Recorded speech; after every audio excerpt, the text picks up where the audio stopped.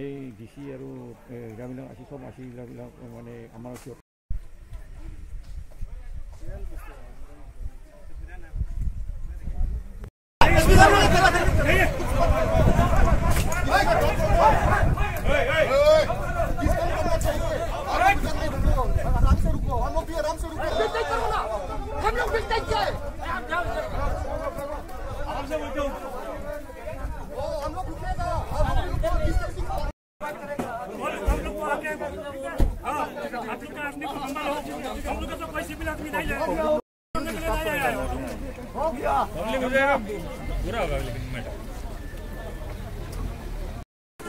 tuna yan ten bong tengin mundangan te tin dalang bokin forward hoven ten aron tenga nunga dangaron kalbel boka tora hoi tora dong hianin ten hi heta hianin keng sawin tilaya MLF fan hunga kan kong laya hianan thiar sauzela hetilaya hianin buk sak ten sak antum dina langa hetilai bungroi ten an latla a an boi pui mek zel ni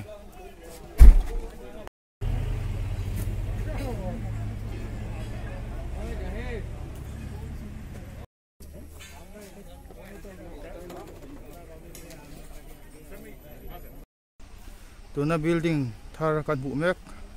in thar kan bu mek som Mizoram sarkar sak ania chuanin tuna hianin Assam horon chawin satlai in soron lo antuma tin bungro te pon in zon lu ta so tin sunbek te po so thren kha so sam horon da ania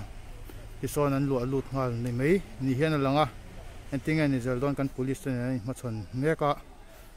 so asamin an lo chuan a moi photla khop in renom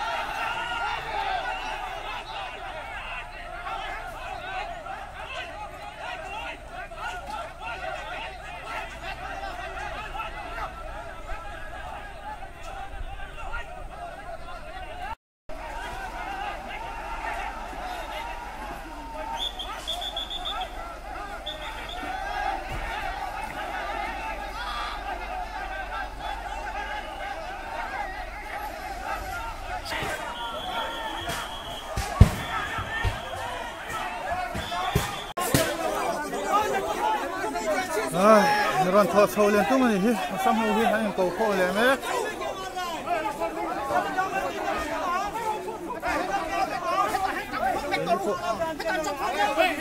ko te hi di da ni no